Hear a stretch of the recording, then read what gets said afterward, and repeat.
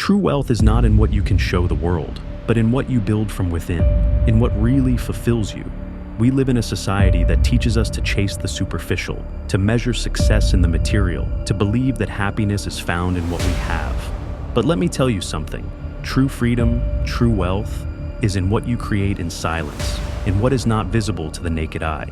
It's in the choices you make today, in how you invest your time, your relationships, in what gives you peace and purpose.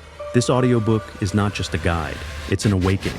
It's time to stop running after what the world says is important and start building what will really make you feel full and free.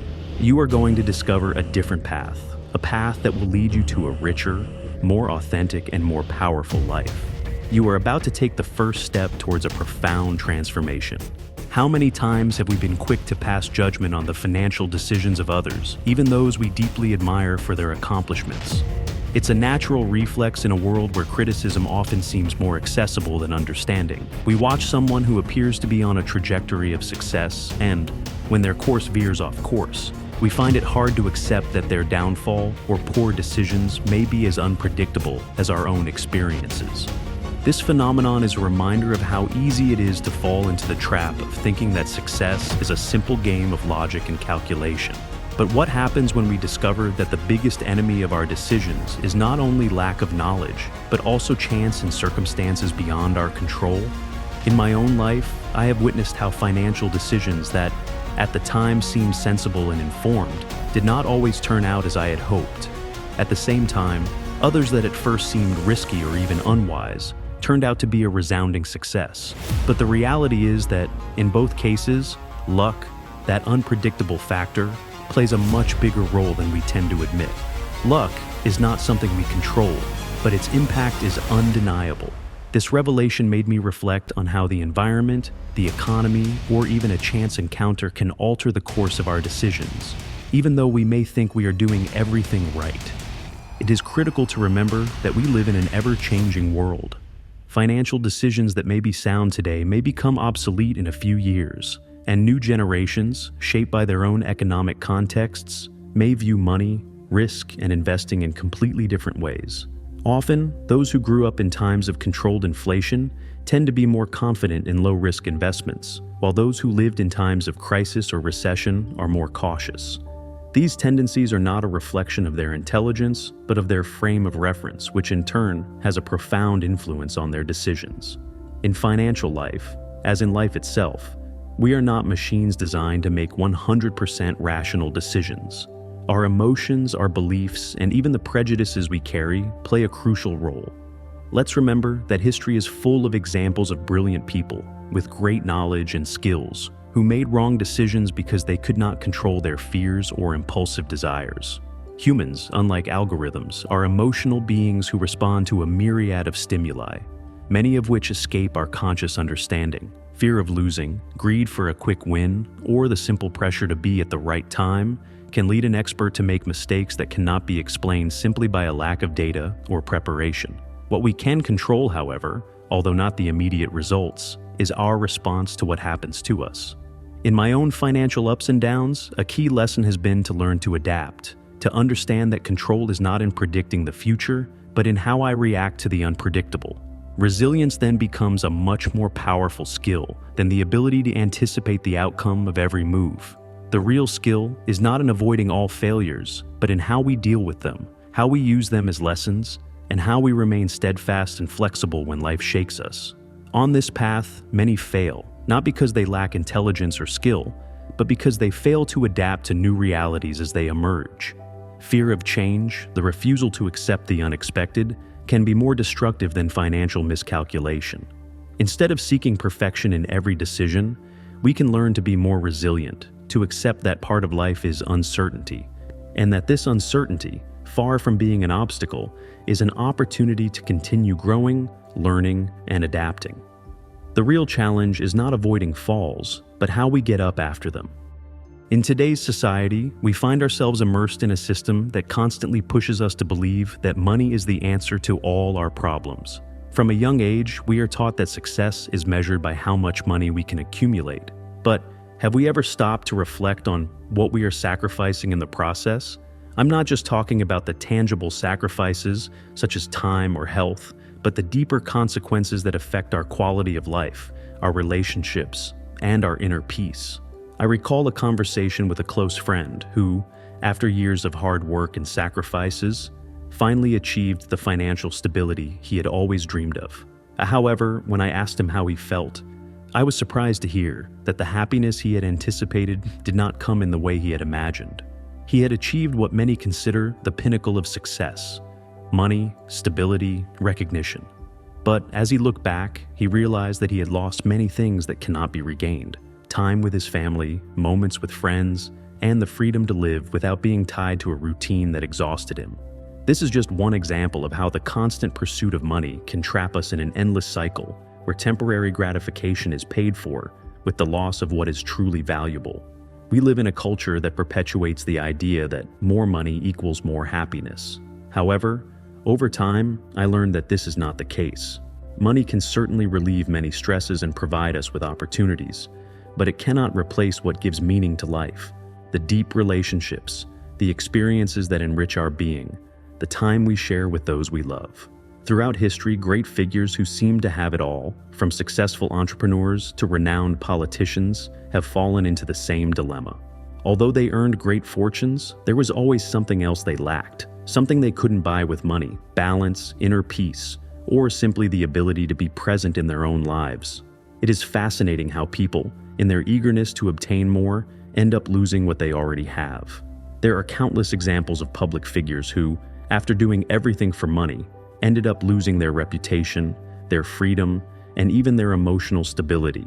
Some, as we know, went on to face severe legal consequences, while others saw their personal and professional lives crumble because of wrong decisions driven by greed. But what we often fail to see is that, even outside of the most extreme cases, there is a more subtle reality.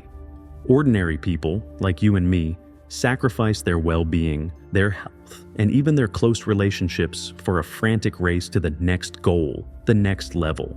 Instead of enjoying what they have, they live trapped in an endless cycle of unattainable goals. One thing I have learned is that balance is essential. Money is a powerful tool, no doubt, but it should never be the center of our existence. If we take a moment to reflect, we discover that the greatest luxury we can have is the freedom to choose how we spend our time. What really matters is not how much we earn, but how we use what we have to enjoy what truly enriches our lives.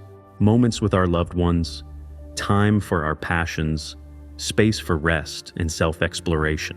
This approach does not mean rejecting money or giving up on success. Rather, it is a reminder that well-being and happiness come from something much deeper. It is not just about accumulating wealth, but about building a life that is fulfilling in all aspects. It's about having the wisdom to balance work with what brings us joy, so that we don't lose sight of what really matters in our existence. If we are able to embrace this balance, to learn to enjoy our time, then we can say that we are living, not simply chasing something that vanishes as quickly as it comes. Money is only a tool. The true purpose of life is in the experiences that fill us with meaning, the relationships we cultivate, and in every moment of peace we manage to find along the way. I think people tend to see finance as a sprint, always looking for immediate results, when in reality, the real key lies in understanding that the game is much more of a marathon than a sprint. In the investment world, patience and long-term vision are factors that make the difference between lasting success and impulsive waste of resources. In my experience, I have observed that when we become obsessed with quick results, our minds are filled with haste, which often leads us to make impulsive decisions that may seem attractive at the time, but in the long run cost us much more than we anticipated. The stock market, for example, is a terrain of high uncertainty. Although we have an overwhelming amount of information, predicting what will happen in the future is almost a pipe dream. I remember a case that left a deep impression on me. An acquaintance who, full of confidence, decided to invest large sums of money at a time when the market seemed to be at its highest point. At that time, his fortune grew rapidly, which further reinforced his feeling of having found the key to success. But that sense of invulnerability led him to take even greater risks, believing he could control the fate of the market. Within months, what had seemed like a promising investment took an unexpected turn, and what he had gained evaporated with alarming speed. This experience taught him a painful lesson. Greed and haste are never good investment companions, as we blind ourselves to the unpredictable nature of the markets. This phenomenon is not isolated. History is full of examples of investors who, after having earned large sums, felt invincible and took exaggerated risks only to end up ruined. One of the best-known cases is that of Jesse Livermore, one of the most renowned investors of the 20th century. After anticipating the stock market crash of 1929, Livermore felt invulnerable and continued to gamble with large sums, which eventually led him to lose everything he had earned, and much more. The combination of success, ego, and a false sense of control pushed him into a spiral of rash decisions that had devastating consequences, not only financially, but also personally. This kind of story is a reminder that success can be a double-edged sword, capable of inflating our egos to the point of making fatal mistakes. I sometimes wonder if the real key to successful investing is not so much having the best eye for opportunities, but knowing when to stay on the sidelines and being disciplined. The real investment game is not just adding wealth, but learning how to manage it strategically. Rather than rushing for quick gains, I have come to the conclusion that most people who have accumulated great wealth over time have done so with a long-term mindset, not looking for shortcuts. Consistency and discipline play a much more important role than any attempt to get a lucky break. A prime example of this is Warren Buffett, whose fortune has been forged slowly over more than half a century. While his skill as an investor is indisputable, what has really made the difference in his case is his patience and ability to reinvest his gains through the power of compound interest. While many look for the lucky break, Buffett has followed a calmer, more calculated approach, where time is his ally, not his enemy. This perspective has allowed me to see that the real power of investing is not in what you can earn in the short term, but in what you can accumulate and build over the years. The most valuable part of all of this is understanding that large and lasting rewards take time. The real key is to maintain consistency, discipline, and a long-term vision.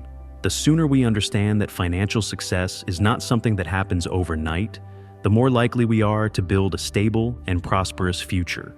Instead of obsessing over immediate gains, we must focus on a strategy that spans a lifetime, knowing that the game does not end with a single move, but with a series of informed decisions that accumulate over time. In this marathon of life, patience is the true victor. It has always amazed me how our contemporary society places so much emphasis on the pursuit of material success as the key to happiness. From a young age, we are taught to pursue money, recognition, and status as if they were the essential ingredients for a fulfilling life. This teaching, ingrained in our culture, creates a constant pressure to achieve these external ideals. However, when looking at people who have lived much longer than we have, those who have traveled more years and experienced life to the fullest, one begins to notice something revealing. Happiness is not in what we thought it was. Recently, I read about some research that made me think deeply. Karl Pillemer, in his quest to discover what really matters in life, interviewed 1,000 American seniors about the most important lessons they had learned. What surprised me most was that not one of them mentioned the importance of money as a source of happiness. It wasn't about how much they earned or what social position they held. Instead, the answer was clear and consistent. What had really given them satisfaction was having meaningful relationships, spending quality time with their loved ones, and feeling part of something bigger than themselves. This simple but powerful lesson resonates deeply because at the end of the day, it is people and experiences that enrich our lives immeasurably. This finding coincides with a number of scientific studies that reinforce that idea. Research on well-being has shown time and again that happiness comes not from material things, but from human connections and a sense of belonging. In reflecting on this, I've come to realize that while money can bring comfort and relieve immediate stresses, it doesn't necessarily bring you the peace and genuine happiness you crave. I have experienced in my own life how at times the constant pursuit of a higher salary or higher status has taken me away from what really matters, those human relationships that have the capacity to transform our lives in a much deeper way. And as we grow older, it becomes clearer that happiness is not a destination to be achieved with material things, but an ongoing process of connection and meaning. The funny thing is that many people live their lives chasing that promised happiness, which seems to be within reach of the next pay raise or the next professional achievement, Often, when they finally reach those goals, they feel empty. They discover that what really gives them satisfaction is not in the work, not in the achievement itself, but in how they share those moments with others, in the conversations, the laughter, and the closeness with those they care about. I have met many people who, upon reaching goals they had always dreamed of, realized that the real satisfaction was not in the accumulation of accomplishments, but in the ability to enjoy and share those accomplishments with others. It is tempting to think that having more of what we don't have is the key to feeling complete. But this approach can be profoundly counterproductive. By constantly seeking what we lack, we forget to value what is already within our reach, our relationships, the time shared with those we love, and the opportunity to contribute to something greater than ourselves. Instead of focusing on accumulating things, it is much wiser to cultivate what we already possess: love, friendship, and the generosity of sharing our lives with others. The true meaning of life is not found in having more, but in how we give and live what we already have. True happiness is not found in individual achievements or money. It is in the people around us, in the simple moments we share, and in the ability to live with a clear purpose. When we begin to value what we have, to recognize what truly gives us peace and satisfaction, our priorities change. We realize that the real treasure is in the intangible, in what cannot be bought or accumulated: love, shared experiences, and the inner peace that comes from living in accordance with our deepest values. If previous generations can teach us anything, it is that the most important thing in life is not what we get, but what we are able to share with others. And when we understand this, we begin to live a fuller life, richer in meaning and human connection. I have noticed that in today's society, the idea of being rich is primarily associated with the ability to spend large amounts of money on material things: fancy cars, impressive houses, designer clothes. This superficial conception of success leads us to think that true wealth is measured by what we show, by what we possess in the present. What many fail to understand is that true wealth is not about what you spend in the moment, but what you manage to accumulate in the form of assets that continue to generate income on a constant basis. This is a completely different approach, and in many cases, invisible to those who have not yet grasped the importance of building lasting wealth. Many people, upon reaching a certain level of income, feel pressure to spend on things they don't really need, but which they believe are symbols of success. Perhaps they buy an expensive house or a luxury car, thinking that these purchases are the tangible manifestation of their success. But if they are financing those purchases with debt, are they really in a position of wealth? The answer is no. They are spending on things that look like wealth, but they are not building wealth that will provide them with long-term financial security. True wealth lies in the ability to generate more money on a consistent and sustainable basis, not in what you spend at any given time. It is important to understand that wealth is not measured by consumption, but by the accumulation of assets that allow you to create a passive income stream. The key difference here is to understand that having wealth is not the same as appearing wealthy. It is possible to maintain an outward appearance of success, but if that appearance is not backed by solid assets and smart investments, the wealth you see is just a facade. I have met people who appear to be living a life of luxury, enjoying exclusive travel, and buying whatever they want. But upon further investigation, you discover that they are deeply in debt. They live trapped in a cycle of consumption, which ultimately prevents them from achieving true financial success. Wealth is not a game of appearances. It is a process of building and protecting what really matters, wealth that grows over time. What really builds solid wealth is consistent investment and the accumulation of assets that work for you. Whether it's through real estate, stocks, or any other smart investment, the money you save and invest is what really allows you to generate passive income. It's not the money you spend, but the money you grow over time that puts you in a solid, stable position. It's a long-term approach where patience and strategy play a key role. Great financial achievements are not made with impulsive decisions or rampant consumerism, but with intelligence and perseverance. In reality, true financial freedom comes not from what you can show to others, but from what you have managed to accumulate quietly. In a world where we are constantly bombarded with images of luxury and consumerism, it is easy to fall into the trap of trying to impress others with our acquisitions. However, this impulse to show off what we have rarely translates into genuine respect. If you buy an expensive car to impress others, what you actually cause is people to compare themselves to you. not to respect you. And at best, what they are really looking for is to emulate what you have, not to recognize your effort or accomplishments.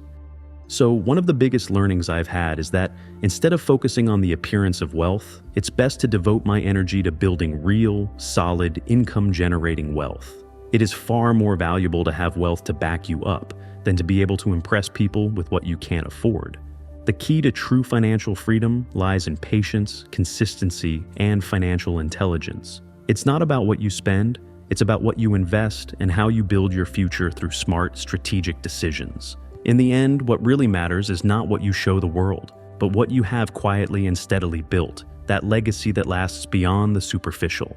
Life, at its core, is full of uncertainty. Every day we face the unknown, trying to anticipate what will happen, planning our steps and making decisions based on what we believe the outcome will be. However, no matter how much we try to control situations, the truth is that things rarely follow the path we imagine. This reality, while disconcerting, is something I have learned to accept over time. No matter how many calculations or plans we make, there will always be an unknown factor that will force us to adapt. It's as if life is constantly teaching us that no matter how hard we try to fit everything into a precise formula, the real skill lies in our ability to adjust when things don't go as expected. This same principle is clearly reflected in the investment world. Sometimes predictions go as expected, and that feeling of success is gratifying. But when things don't go as planned, the real challenge is not in lamenting the mistake, but in how we react to it. The wisest thing to do is to learn to adjust quickly, to change our approach without holding on to the past. Investments, like life itself, are not always predictable or linear. Holding on to a strategy just because we have already invested time or money in it is not productive. Instead, we must have the flexibility to recognize when it is time to let go of what is not working and redirect our efforts to something more promising. A fundamental principle in finance is to avoid sunk costs. It's easy to be tempted to go ahead with an investment just because we've already invested so much in it. However, what I have learned is that this behavior only leads to losing more. In life and in finance, the real skill is not in the amount of money or time we have invested, but in our ability to recognize when a strategy no longer makes sense. Being able to let go of what is not working, to stop fighting the inevitable, is essential to moving forward. The key lies in the ability to pivot and adapt, something that not only improves our finances, but our ability to continue to grow, both personally and professionally. Moreover, in this uncertain path, it is essential to surround yourself with more experienced people. Wisdom is not always in being right or taking the easiest path, but in learning from those who have already walked those paths. Advice from a mentor, a financial advisor, or even belonging to communities that share a similar vision can make a difference in how we make decisions. Belonging to an investment group or support network where experiences and knowledge are shared is not only valuable, but necessary. Over the years, such networks have allowed me to gain fresh perspectives and make more informed decisions, which has been crucial in times of uncertainty. But beyond finances and investments, there is something more important that we must prioritize above all else: our well-being and happiness. Money, in the end, is just a tool, not an end in itself. It's easy to get lost in the constant search for more, in the belief that accumulating wealth will give us what we really need. But what I have come to realize is that true wealth lies in how we live, in the quality of our relationships, and in the meaning we give to our lives. So while it is crucial to have clear financial goals, we must never lose sight of what really matters. Happiness, time with our loved ones, and the purpose of what we do should always be the priority. In the end, what's the point of accumulating wealth if we can't enjoy it? True wealth is in the experiences shared, the connections we cultivate, and the peace we feel from living a fulfilling life, not in our bank account balance. What you have learned today is much more than just ideas. It is the beginning of real change. Transformation begins the moment you decide to act, the moment you take control of your life and focus on what really matters. You have the power to create a life full of purpose, empowering relationships, and a solid financial future. Don't let tomorrow decide for you. Act today. Take that first step towards the life you've always wanted. If this content inspired you, I want to know how you are going to apply what you learned. Leave me a comment and tell me what changes you are going to make in your life. Every action counts, and I want to join you on this journey. If you liked it, don't forget to subscribe, like, and share this video. Together we will continue to grow and reach new goals. Thank you from the bottom of my heart for being here, for investing in yourself, and for taking a step towards the future you deserve. This is your moment, and the best is yet to come. See you next time.